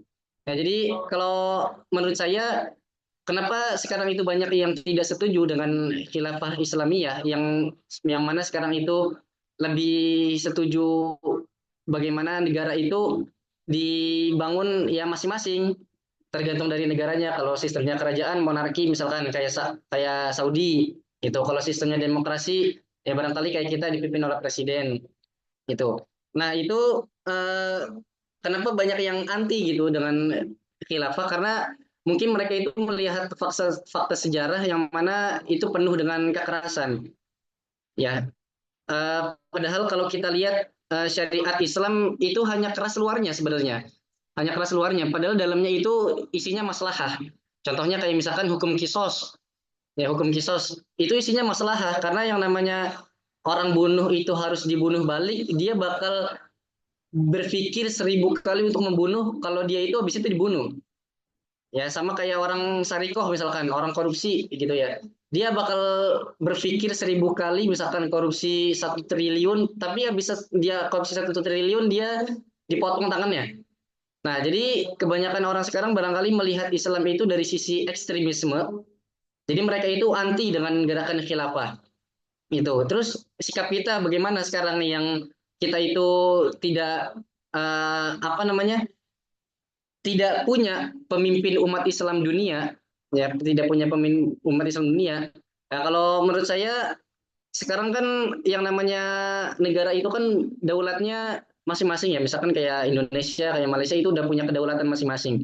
Dan yang namanya apa namanya pemimpin yaitu harus ditaati yang di daerah otonomnya masing-masing. Dan itu kan sudah bisa barangkali sudah bisa diwakili oleh perwakilan pada setiap negara. Misalkan kalau kita di sini punya Kemenak, punya MUI dan itu segala macam. Itu kita bisa mengikuti fatwa-fatwa ya atau arahan dari instansi-instansi yang berwenang itu, dibanding kita itu harus kayak HTI kan yang itu mau memperjuangkan khilafah Islamiyah gitu kan, tapi karena menuai pro kontra akhirnya dibubarin gitu kan pada zaman Jokowi itu. Nah itu terus kemudian tadi apa namanya barangkali yang kedua, pernyataan kedua bisa ditanggapi oleh Ustadz Rizal barangkali itu. Ya, sedikit saja saya menambahkan, Ustaz. Tadi perihal sikap kita terhadap penolakan khilafah. Em, saya mengutip ya dari apa yang telah disampaikan Al-Farabi dalam kitabnya Ar-Ru'ul Madinah Al-Fadilah, ya, pandangan terhadap negara ideal. Ibnu Al-Farabi itu punya konsep yang juga diambil dari, sama seperti Ibnu Rushd dari Aflato, bahwa sistem kepemerintahan itu tidak ada yang baik dan tidak ada yang buruk, dalam artian semuanya punya maslahat dan semuanya punya mudorot. Maka sebuah negara yang ideal itu dikatakan oleh Al-Farabi itu ketika orang di dalamnya itu punya keimanan kepada Tuhan, Karena orang yang sudah apa kita katakan eh, beriman itu dia punya batasan-batasan moral yang di situ akan memperkecil kemudorotan di suatu negara tersebut. Jadi kalau berbicara tentang asatid-asatid atau kiai-kiai yang kita ketahui terjebak apa ya kesalahan itu, jangan berpikir bahwasanya orang Islam itu ternyata banyak melakukan kesalahan. Enggak. Harusnya kita balik. Dengan Islam yang mengatur sedemikian rincinya aja masih ada pelanggaran-pelanggaran, apalagi tidak ada peraturan yang ada di dalam Islam. Jadi keidealan dari sebuah negara itu berdasarkan keimanan kepada Tuhan. Sehingga dengan adanya keimanan itu terhindarlah beberapa kemudorotan yang mungkin terjadi. Yaitu sedikit tambahan untuk sikap kita ya terhadap penolakan khilafah. Jadi kita tidak memandang sistem selain khilafah buruk ataupun khilafah buruk, dan kita juga tidak harus mengakui gitu dari beberapa sistem itu punya kekurangan, punya mudorot ya, itu. Mungkin itu Ustadz yang ingin saya sampaikan. Kemudian selanjutnya ada Ustadz Nikmat Sabli. Kepada beliau kami silahkan. Ustadz.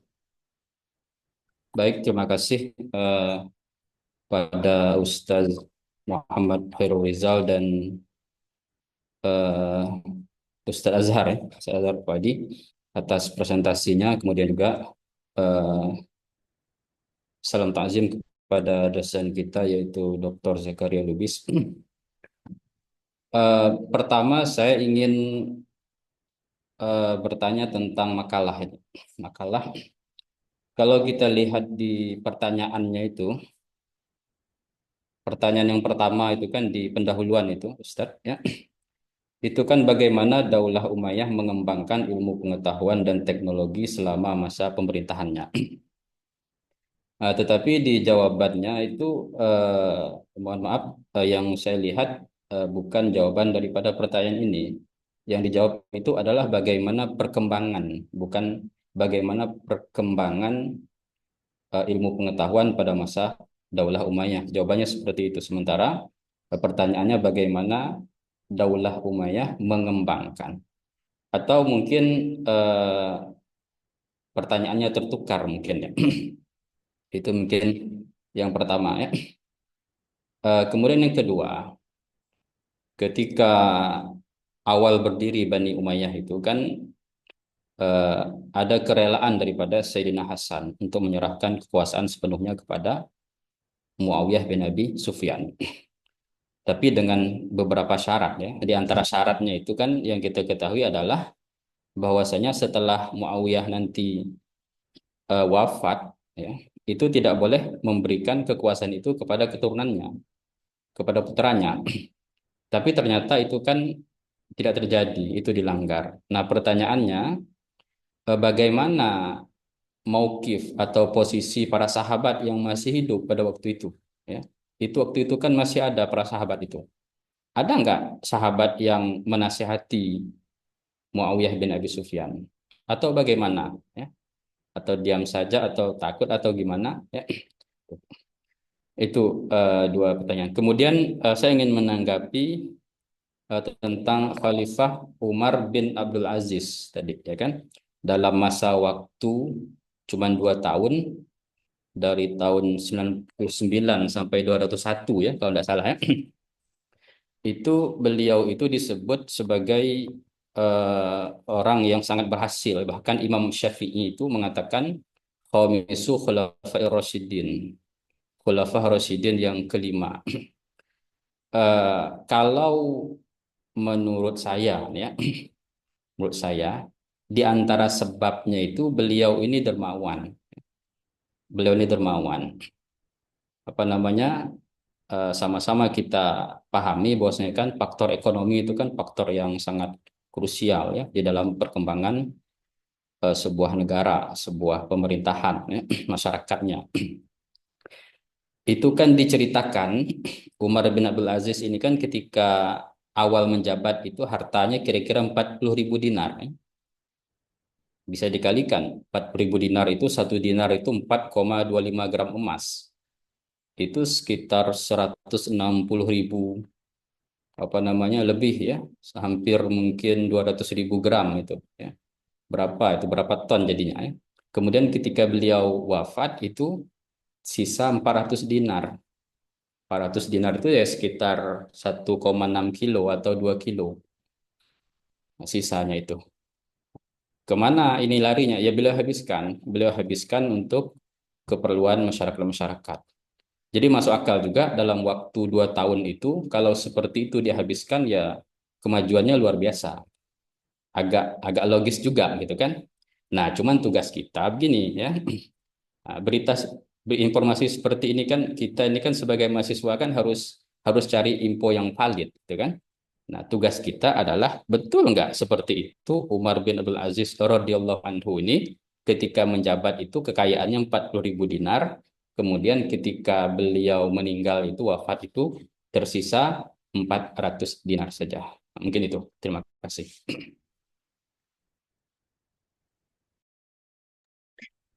Baik, tadi menanggapi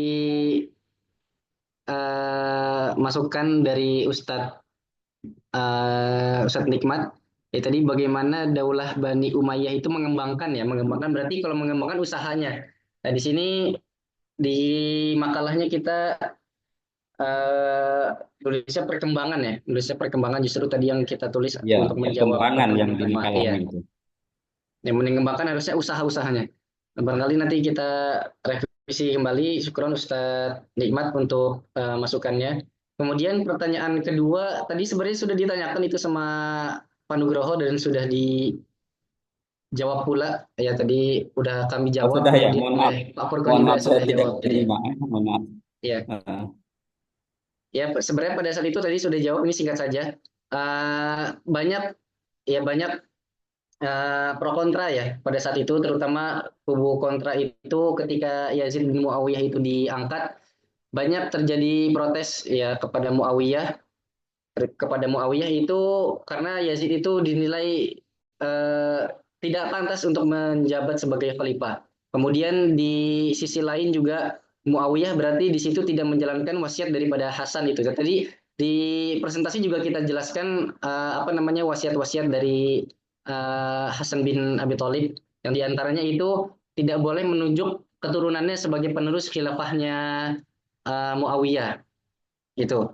Tapi harus melalui jalur musyawarah dan mufakat dan kemudian dibaiat oleh para umat muslim gitu. Sebenarnya pas Yazid itu diangkat itu pembaiatnya juga itu kalau yang kami dapat dari keterangan-keterangan yang ada ya pada buku dan jurnal itu kebanyakan pembaiatnya itu pemaksaan untuk membaiat beberapa kelompok itu untuk membaiat Yazid.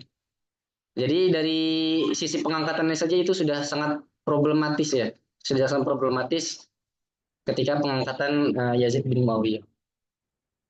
Kemudian barangkali Ustadz Rizal ingin menanggapi pernyataan dan masukan yang lain tadi termasuk yang ketiga itu Khalifah Umar bin Abdul Aziz. Cukup seperti Ustaz. Mungkin di sini saya sampaikan ada beberapa nama apa oposisi ya dari ketika masa Daulah Umayyah itu ada dari Syiah ya, ada 5 imam Syiah yang hidup di masa Khalifah Bani Umayyah. Ini belum saya cantumkan di makalah. Ya, ada Imam Hasan, Imam Husain, Imam Sajjad dan Imam Bakir. Kemudian ada Imam Shadiq ya yang dimana setelah peristiwa Asyura ketika itu para Imam Syiah ini mengambil politik diam ya, dan takyah dalam menghadapi Bani Umayyah ya. Itu beberapa tokoh Syiah yang ada di dalam Daulah Umayyah yang kemudian menjadi pihak oposisi itu. Syukron, Ustaz.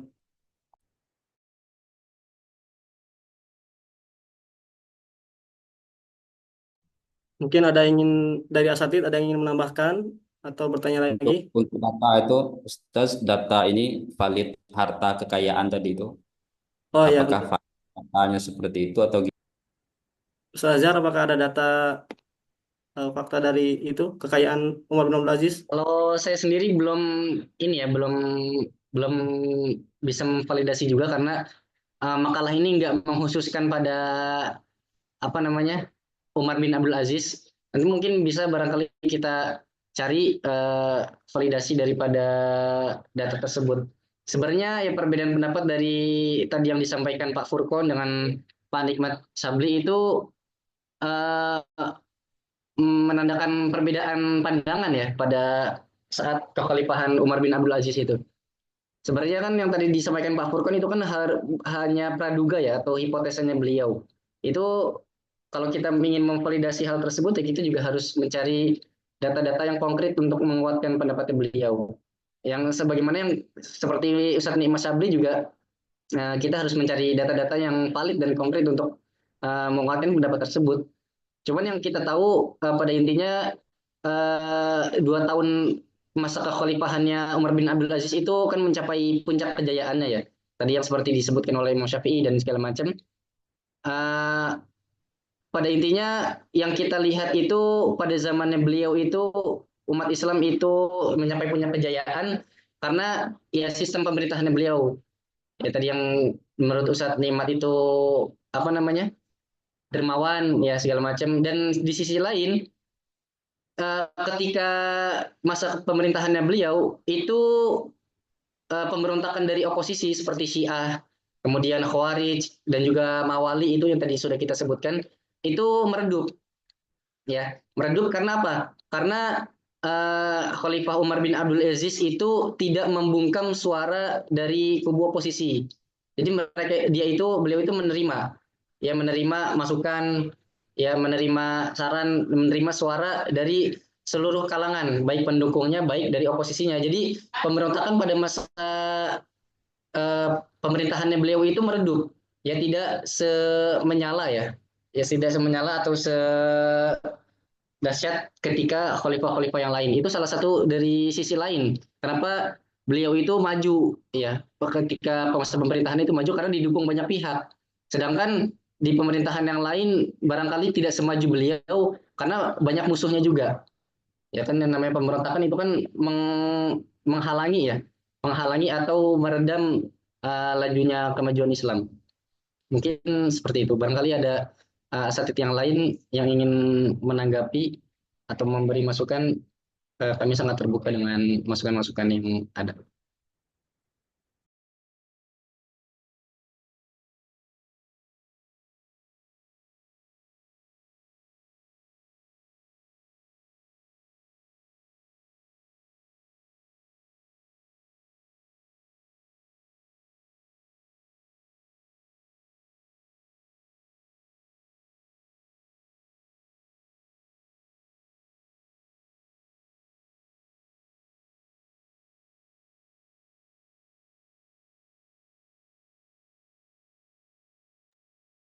Apakah ada tambahan atau masukan dari asatid semuanya? Kalau sudah tidak ada pertanyaan atau tambahan dari asatid semuanya, langsung saja kami serahkan ya sesi diskusi ini kepada Al-Ustadz Dr. Zakaria Hussein Lubis untuk menyampaikan arahannya perihal materi kita pada sore hari ini tentang Daulah Umayyah. Kepada beliau kami silakan Ustaz. Oke, terima kasih ya. Daulah Umayyah. Saya menyimpulkan begini. Tadi ada tidak boleh apologetik ya, apologize pembelaan. Jadi dalam metodologi penelitian, khususnya dalam filsafat sejarah, ada di situ peran yang namanya analisis ya, analisis dan data. Analisis dibantu dengan data. Jadi kalau saya bagi dua, dalam sejarah itu ada yang namanya Islam teologis, ada yang namanya Islam historis. Ini dua ini. Jadi banyak kadang kita terjebak yang antara teologis dan historis. Biasanya kalangan Islam historis ini berbicara fakta sesuai dengan data. Jadi dia berbicara kejadian itu sesuai dengan faktanya karena ada datanya. Ini biasanya pada umumnya orang-orang barat. Karena bagi mereka itu ya orang-orang yang berperadaban tinggi itu orang-orang yang menggunakan data. Ya. Tidak hanya dia apa istilah sekarang tuh omon-omon, hanya ngomong tapi nggak ada datanya selain. Jadi begitu nih standar-standar kebenaran metodologi orang Barat itu ada datanya Ya, kemudian data itu sesuai dengan fakta yang terjadi. Jadi kalau saya hari ini menggunakan baju batik, 1.000 tahun yang akan datang bicara saya ngajar pada hari ini ya pakai baju batik. Dan itu datanya ada. Gitu. Nah, itu Islam historis. Beda dengan kita nggak bisa pungkiri ya ulama-ulama kita, ya ulama-ulama ya, Islam-Islam klasik itu lebih kepada apologet ya kesannya pembelaan. Kenapa salah pembelaan ini lebih kepada sejarah itu tidak diomongkan sesuai dengan fakta, makanya disebut Islam teologis. Apa Islam teologis itu? Islam teologis itu teos itu kan ketuhanan, logos, jadi ilmu ketuhanan. Yang namanya ilmu ketuhanan itu tidak pernah salah. Islam itu identik dengan ilmu ketuhanan bagi ulama-ulama klasik. Makanya sekecil apapun kesalahan itu tidak boleh dimunculkan ke publish. Jadi semuanya harus yang bagus-bagus saja gitu. Ya. Ya, saya memang cek ada memang misalnya buku tentang apa namanya fakta sejarah biografi Rasulullah itu apa ulama yang nulis itu di bahasa Arab ada tuh Rosail apa Muhammadiyah Dalail Nubuwah ya.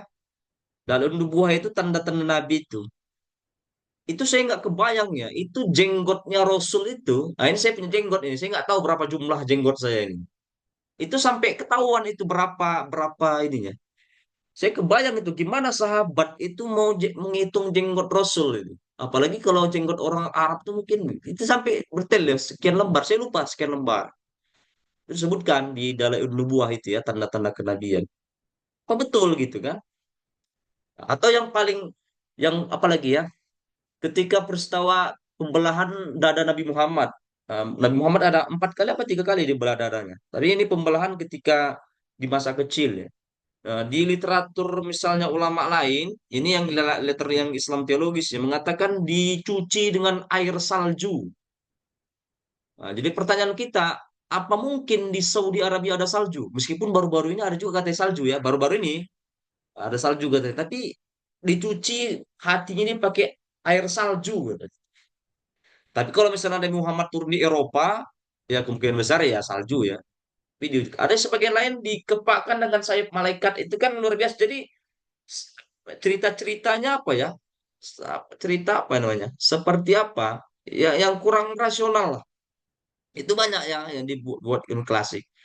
Ah, Hiperbolik. misalnya lagi masalah sejarah. Sejarah yang paling akurat itu adalah sumbernya ini langsung dekat kepada tokohnya gitu. Nah, kita bisa cek. Saya pernah cek itu ya.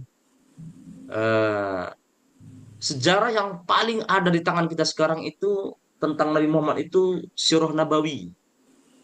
Nah, Sirah Nabawi. Yang semua cek Sirah Nabawi itu. Sirah Nabawi itu yang sampai ke tangan kita, baik bahasa Arabnya, karena itu yang tidak yang selamat dibakar ya. Ketika Abbasiyah Mongol nyerang itu, nah, jadi ketika Mongol nyerang itu semua buku-buku Islam itu dibakar. Nah, jadi yang sampai ke tangan kita itu ya Sirah Nabawinya Ibnu Hisham. Nah, Ibnu Hisham ini, nah, coba kita cek Ibnu Hisham itu kapan dia lahir. Sebenarnya yang lebih dekat lagi gurunya Ibnu Hisham. Siapa? Gurunya Ibnu Hisham itu namanya Ibnu Ishaq.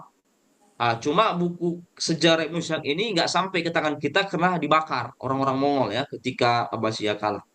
Setelah saya cek ya, Ibnu Hisham itu, karena inilah paling dekat sejarah nggak ada lagi, karena dia pakar sejarah Ibnu Hisham ini. Ibnu Hisham itu lahirnya itu di Daulah Abbasiyah akhir. Lihat. Nah, kalau mau belajar sejarah misalnya, ulama-ulama klasik kita ini. Berapa nih? 833. Daulah Abbasiyah berakhir 750. Bayang ya. 750, 833 Ibnu Hisham meninggal. Kita sebutlah misalnya dia hidup mungkin di akhir masa di akhir masa runtuhnya Daulah Umayyah. Kebayang nggak itu? Bagaimana Ibnu Hisham bisa detail menceritakan sejarah Rasul? Mungkin ulama membelanya mengatakan, oh ada sanad. Sanad itu nggak boleh ternoda. Ada namanya hukum jaroh ta'dil kan. Tapi yang namanya dominasi peradaban tengah itu memang sedikit yang namanya tulis. Penulisan itu sedikit dibandingkan yang barat. Jadi memang mereka itu kuatnya di hafalan. Kuatnya di hafalan.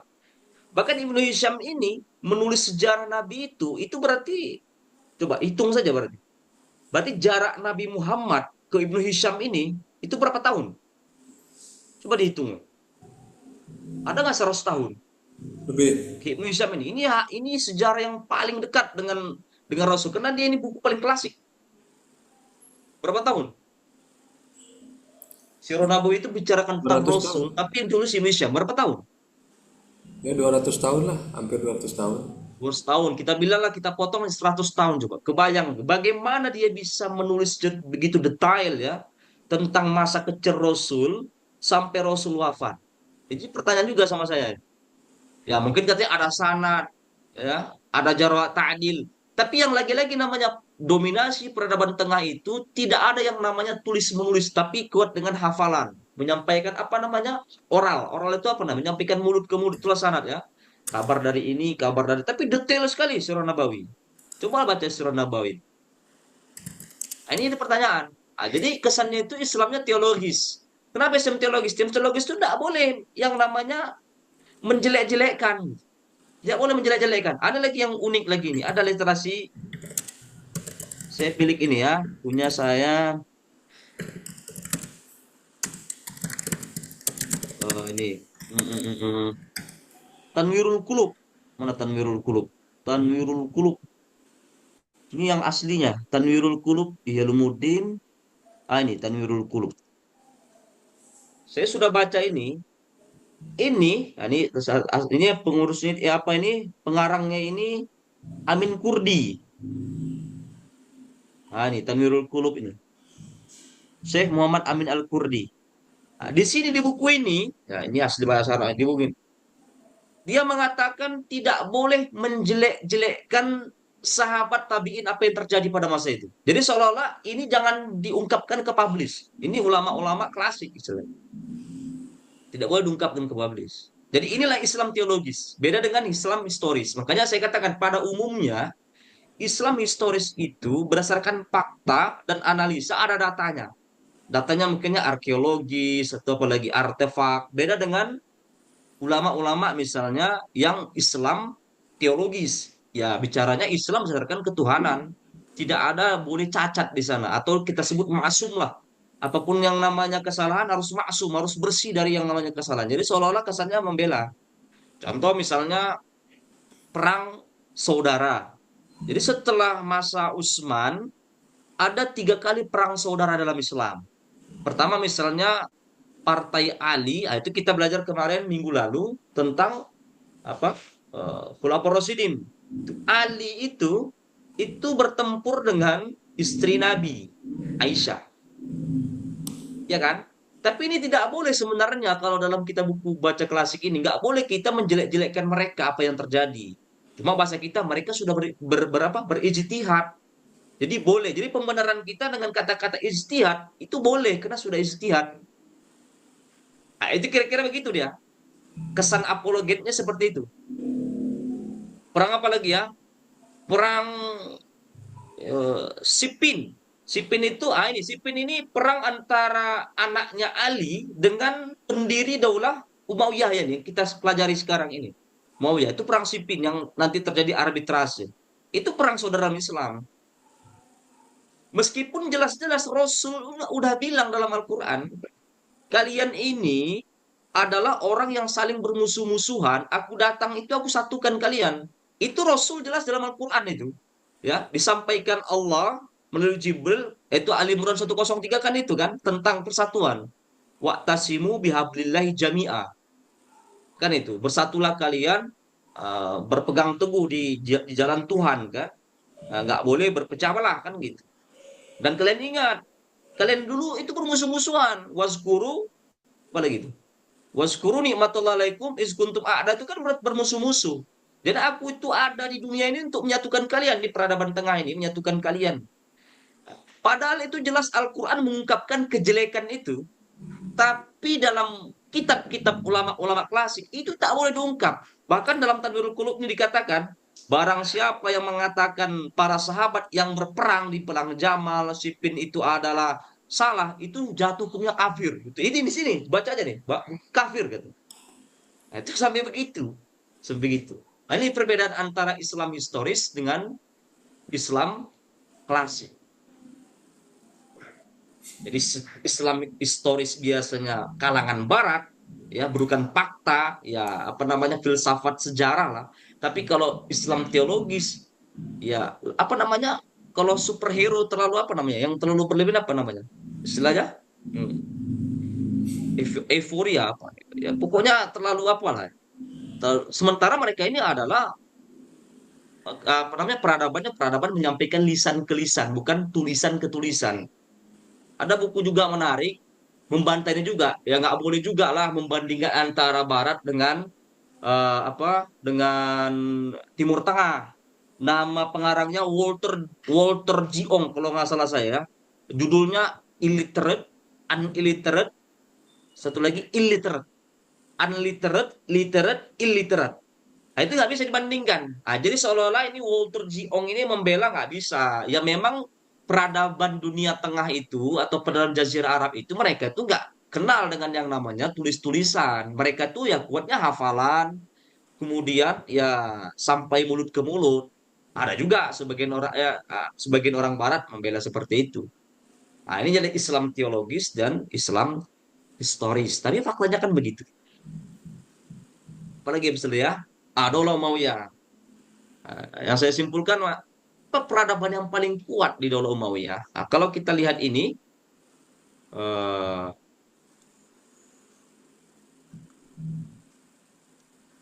Dola Umayyah,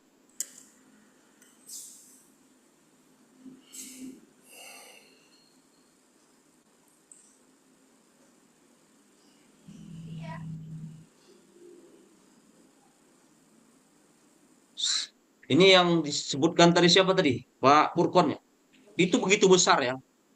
Seginilah teritorial Daulah Umayyah. Kita tidak akan pernah menemukan negara apapun yang terkuat sekarang itu yang begitu besar wilayah ekspansinya. Kita sebut misalnya Amerika saja, United States itu paling ya ini ya di ujung sini Amerika itu nggak sebesar ini. Dia cuma satu benua saja benua Amerika terdiri dari 50 negara bagian apa 56 bagian. Ya, sesuai bintang-bintang itulah ya kan. Kalau bendera Amerika ada bintang-bintang itu sesuai dengan jumlah negaranya tuh. 50 nggak salah saya. 50 apa 56 ya.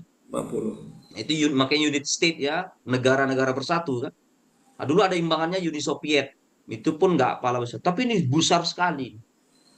Asia dia masuk sebagian sampai ujung nih udah masuk ke apa ini Cina, Uni Soviet lah pecahan Uni Soviet, Persia, ya ini India, bayangkan ini Sri Lanka sebagian yang masuk ke sini.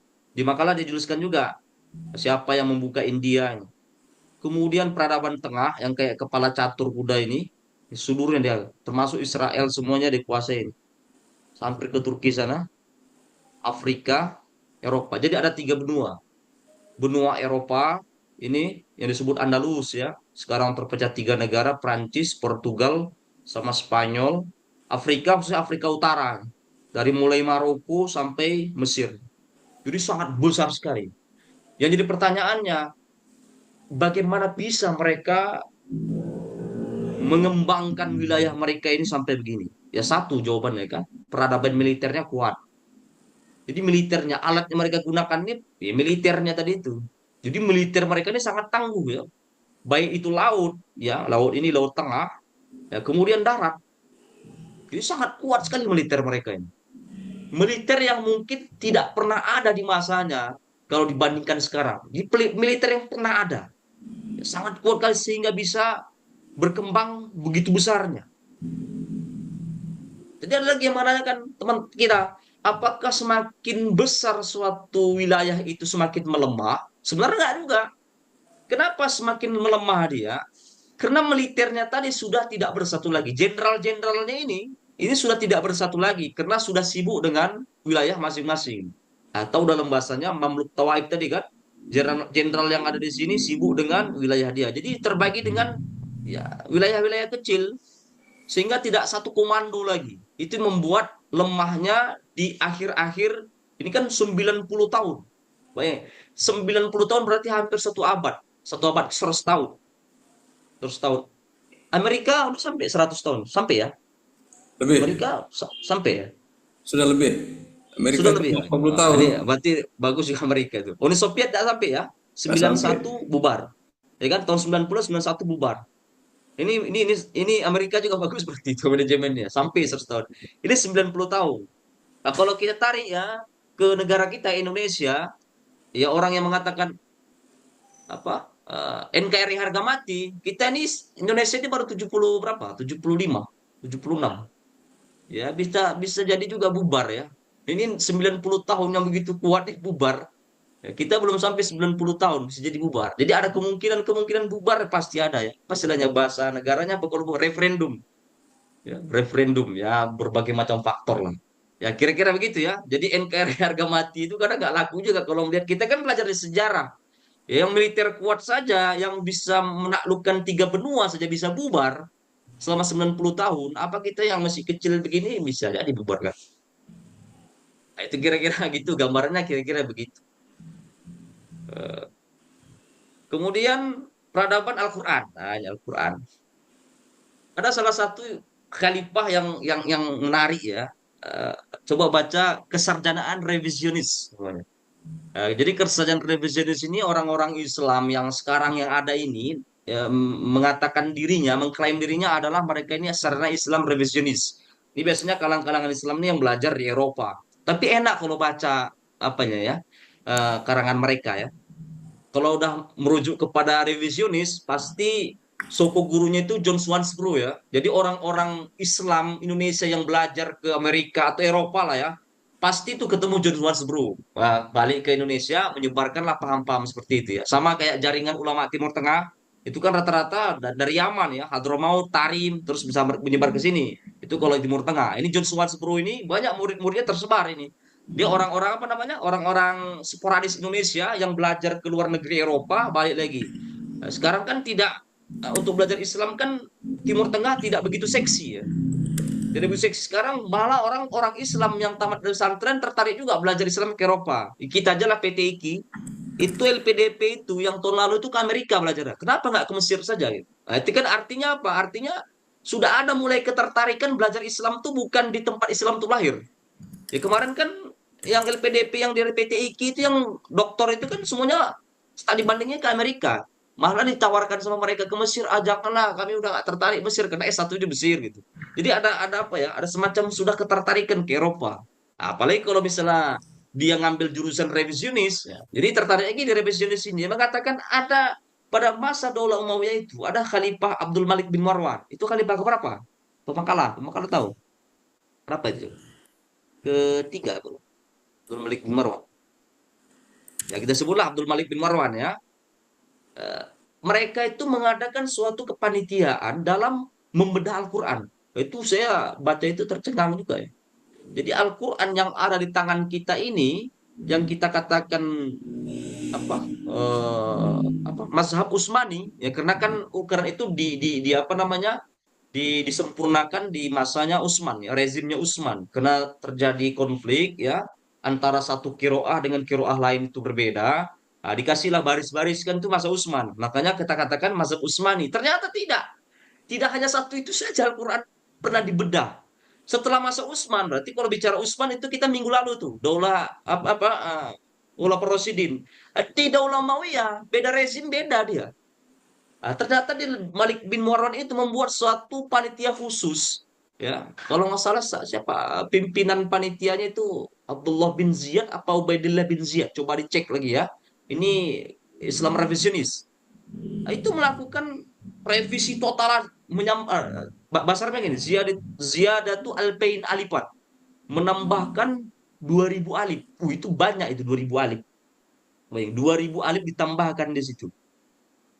Jadi Al-Quran yang kita baca lagi itu bukan lagi mazhab Utsmani, ya.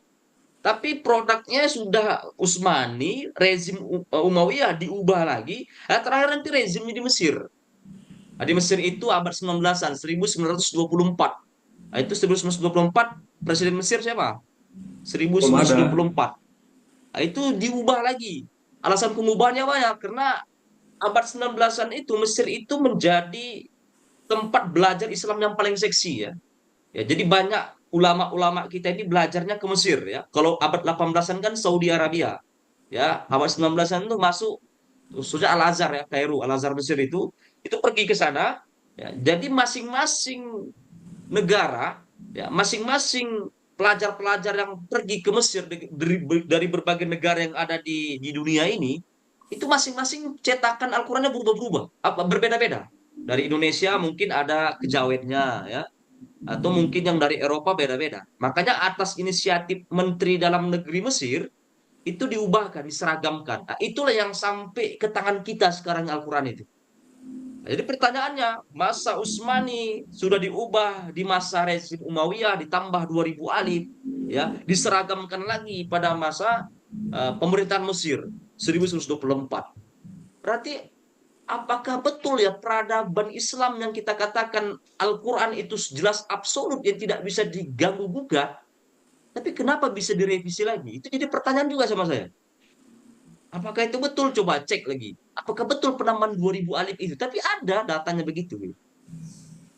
Jadi keterangan kita sekarang Al-Quran yang ada ini bukan lagi mazhab Utsmani, tapi produk Mesir yang diseragamkan karena berbagai macam Al-Quran yang berbeda-beda dalam berbagai wilayah negara yang belajar ke Mesir. Nah, itu tugas PTQ ini menarik ini. Belum ada mungkin yang 2000 itu yang mana yang dia tambahkan. Itu coba tesis anak PTQ itu. Oh ternyata di ayat ini ditambah alif ini seharusnya nggak ada alif. Nah, kira-kira gitu. Jadi ini peradaban Al-Quran 3 kali mengalami apa bahasanya? Kalau revisi terlalu kasar ya. Ya, apa namanya? 3 kali.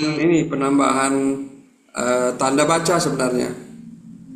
Ah, gitu lah, kira-kira gitu. Berarti 3 kali lah ada perubahan-perubahan Al-Quran. Berarti apa bedanya Al-Quran dengan Bible? Itu juga pertanyaan. Ketika peristiwa rekonsili konsili Nicea itu. Tapi kita anggap misalnya agama kita mungkin yang paling benar. Kan gitu. Islam yang paling dibandingkan misalnya orang Kristen. Karena kitab mereka sudah diubah-ubah. Nah ternyata kitab kita juga mengalami itu. Gitu.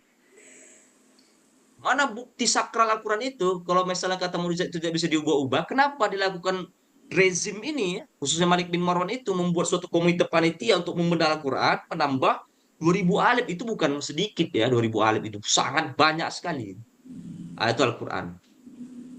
Tapi masalah ini kebenarannya, nah itu lagi-lagi balik ke anak PTQ sebagai sarjana Quran itu ya bisa jadi membenarkan itu atau membantah itu. Ya silakan. Nah, saya rasa itu ya kesimpulan saya. Silakan di closing statement.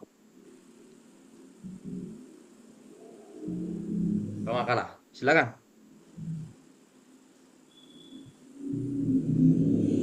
Baik, terima kasih Ustadz Zakaria Hussein Lubis atas ilmu tambahannya ya. Kemudian mungkin dari Ustadz Azhar menyampaikan kesimpulan Ustadz.